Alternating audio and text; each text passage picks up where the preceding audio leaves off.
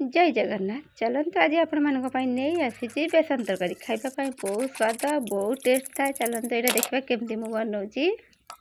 ଦେଖନ୍ତୁ ରିଫାଇନ ତେଲ ଦେଲି, ତାତି ସାରିଲା ପରେ ବେସନ ଯେଉଁ ବେଟର କରି ରଖିଥିଲେ ତାକୁ ଦେଇଦେବା।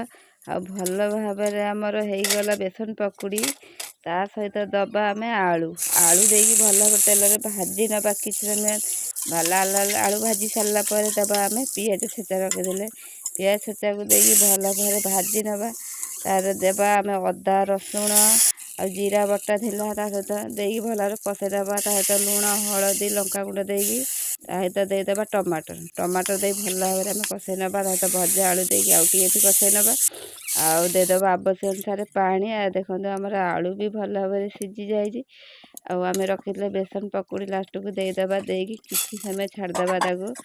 ଆଉ ଦେଖନ୍ତୁ ରେଡ଼ି ହେଇଗଲା ଆମର ଗରମା ଗରମ ବେସନ ପକୁଡ଼ି। ଏଇଟା ଖାଇବା ପାଇଁ ବହୁତ ଟେଷ୍ଟ ଆଉ ବହୁତ ସ୍ୱାଦ ଥାଏ। ଦେଖନ୍ତୁ ଜାଣିବା ଆମର କେମିତି ରେଡି ବନେଇକି ହେଇଗଲା ଖାଇପାରିବେ। ବେସନ ତରକାରୀ। ତ ଏଇଟା ଭାତ ଏମିତି ସହିତ ଖାଇବାକୁ ବହୁତ ଖାଇପାରିବେ, ସ୍ୱାଦ ରୁଟି ଥାଏ। ସହିତ ଖାଇପାରିବେ, ଚାହିଁଲେ ବି ଏଟା ଭାତ ଚାହିଁଲେ ସହିତ ରୁଟି ମାନେ ସହିତ ଖାଇବା ଖାଇପାରିବେ ପାଇଁ ସମସ୍ତେ ବି ବହୁତ ଏଇଟା ଭଲ ବାକି ଲାଗିବ। ଖାଇପାରିବେ।